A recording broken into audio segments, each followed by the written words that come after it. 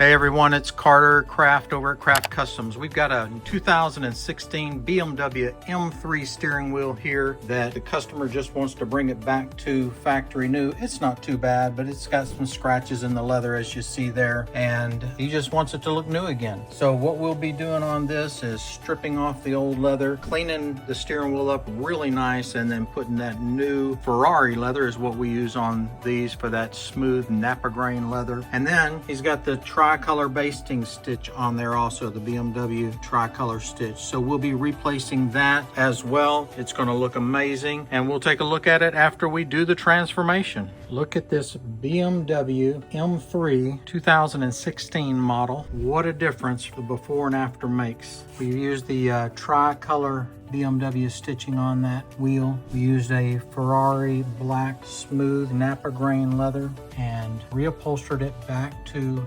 factory new. So as you saw from the before videos, it was pretty worn, but now it is going to be a centerpiece of this vehicle, and this guy is going to love it, and it's going to make his vehicle feel new again. It's just what a new steering wheel does. So reach out to us at craftcustoms.com if we can help you out in any way.